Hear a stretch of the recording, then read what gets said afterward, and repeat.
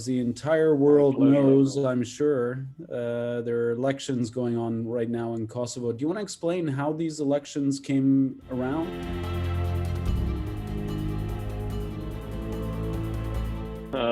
Thanks, Carlo. Good to be here and talk about this. So we are having elections here on the 14th of February. So they're kind of jokingly being known as the Saint Valentine's elections, or as some parties are calling them.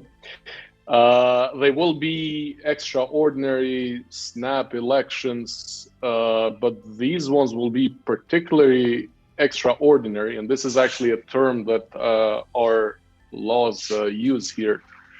So whenever they're held earlier than the end of the mandate or the 4-year mandate, they're called extraordinary elections. And actually, very interesting how we got here, because only about a little over a year ago we had national elections as well, when two parties had a pre-election coalition, a party known as Vetëvendosje, or self-determination movement,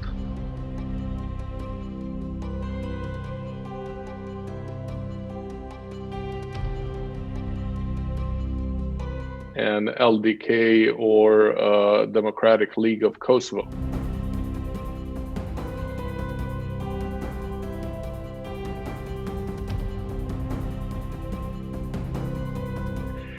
And they're pretty big parties in themselves, but they made this pre-election coalition to actually, which were at the time they were in opposition, to take power from three parties that were not governing as well. And I think there was very little accountability and everything.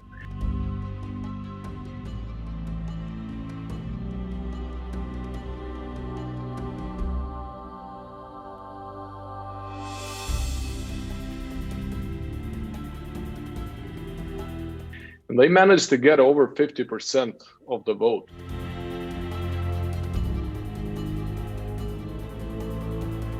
So it went pretty much as planned. So they won the majority, these two parties.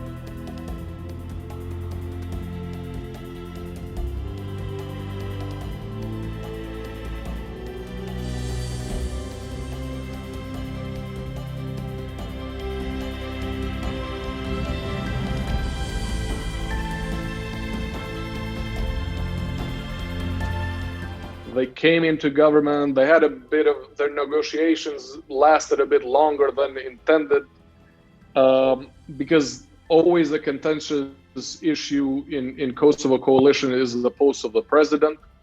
Since the parliament elects the president, that's also seen as a post to be divided up, among the negotiations and the pie that they divide up before taking this government. Yeah.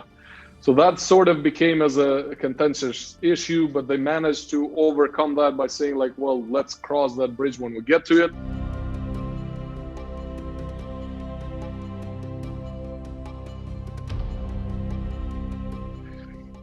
And the thing is that they didn't manage to go that far together.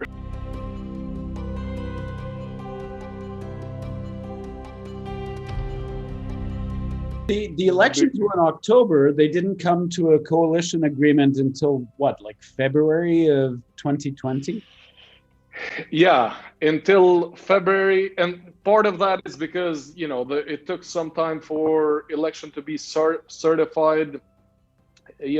Out of country voting is actually every year becoming bigger and bigger, which takes a lot more time to verify and to certify. Actually, one thing that is being talked about a lot in these elections is the out-of-country voting, because close to 100,000 people from diaspora, as we call it, have applied for this out-of-country voting.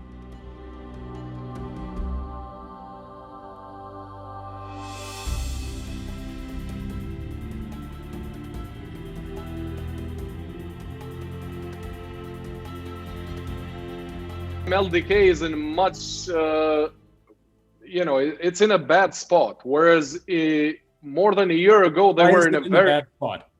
Well, they're in a bad spot because they hold the government right now, and it's gone really badly.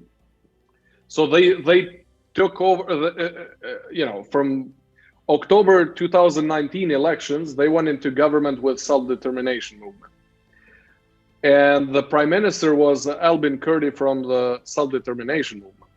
But they had a falling out, over a lot of different things. But after basically less than 2 months, they toppled the prime minister of their coalition partner, and they got support from the former PAN members.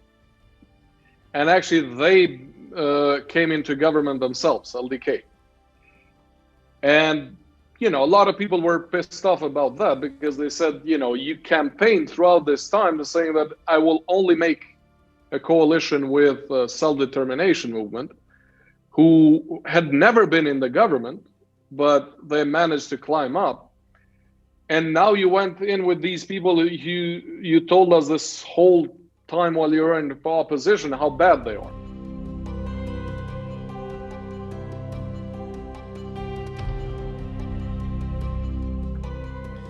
On top of that, COVID pandemic came. People lost jobs. They had some problems in a sense that they couldn't push through their agenda in the parliament because they were only hanging on one vote majority. And that one vote actually ended up being one of the MPs from non-majority parties that was in court for, He had a prior criminal conviction, which exactly. made him ineligible to sit as a member of the National Assembly of the Republic of Kosovo. Exactly. So I think is the polite way to put it.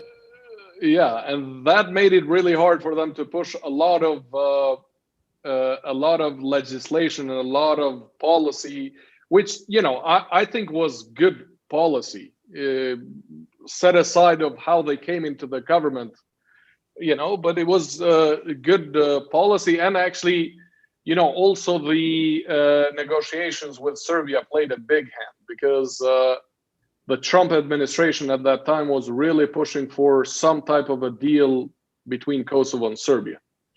And Albin Kurdi from self-determination movement basically just shut them out, and did not want to deal with the Trump administration, because they generally are against negotiation with Serbia, from the get-go, no matter what the reason.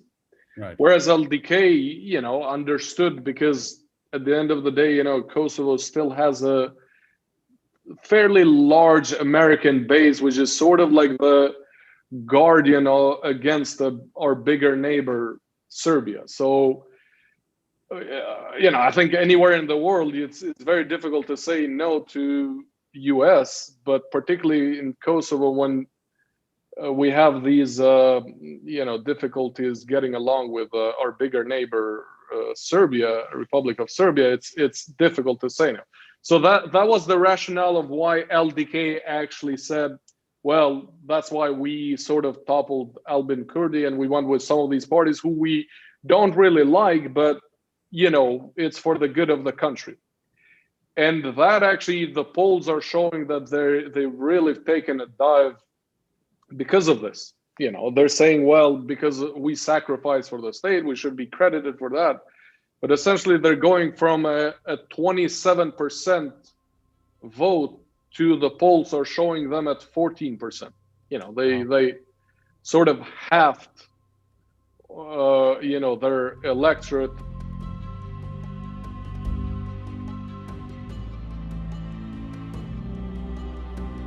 Officially, the campaign hasn't started. There's a 2 weeks campaign, official campaign here, but unofficially the campaign has started. Every party is out, sure, out there trying to convince people.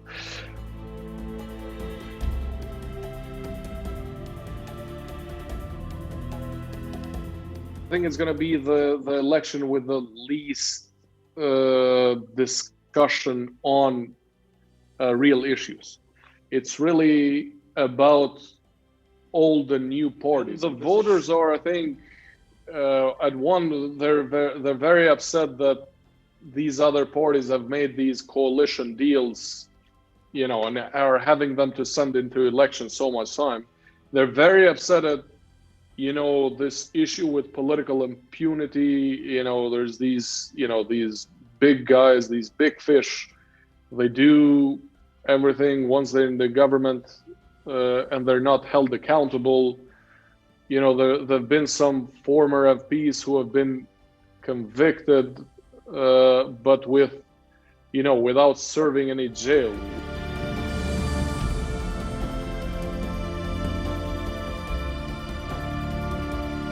And the message that Vetëvendosje is sending, it's really like whether the choice is between us and the parties who have been governing over the 20-some years, who they haven't really delivered on their promises.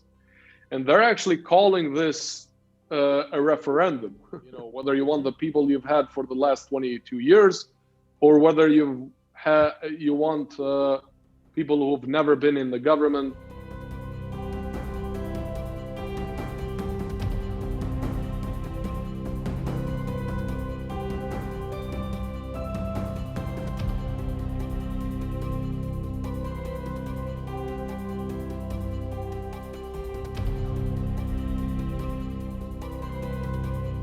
They're going into elections without having to commit to a coalition like they did last time. So, and they've put all of the other parties into the others category, because they know now that they have a real chance of getting 50% or more votes. Right. And they're making this point of like, give us the steering wheel, basically, you know, in a sense that give us that 50% plus one, so we don't have to rely on these others. Right. So that's what they're really campaigning on in this, and they have a slogan, everyone and straight. You know, in Albanian it really rhymes, these two words, krejt dhe drejt.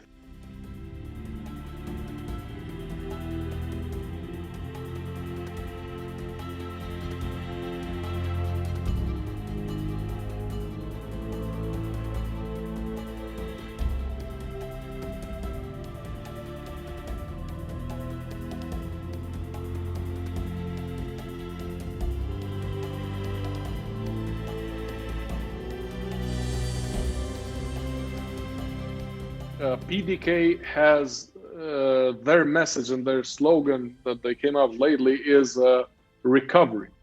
Mm-hmm.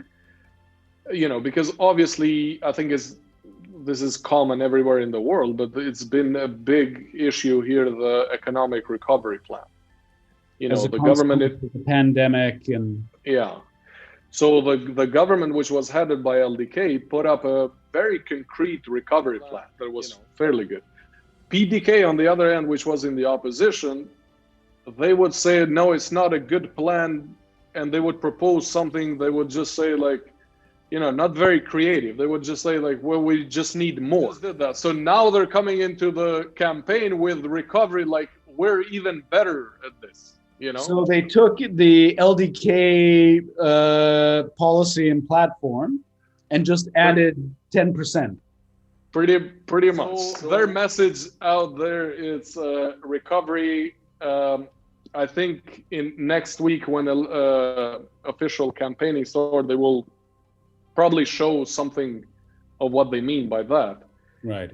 But that's what they're running, and they know that that's in a lot of people's mind. You know, it is true that a lot of people lost their jobs. You know, businesses have been suffering because of these lockdowns, just like anywhere, I think, and they see as an opportunity to gather votes into that. But the thing also with PDK is one of the parties that has had the most stable electorate.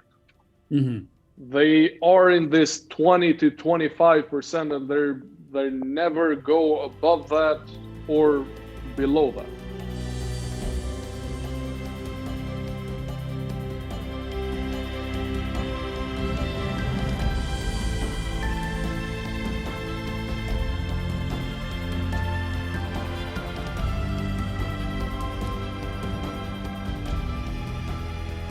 The LDK is running on their motto has become a meme actually all over Kosovo, because their motto is state the state. If you want somebody that will protect the state and will protect the alliances, speak up for the state.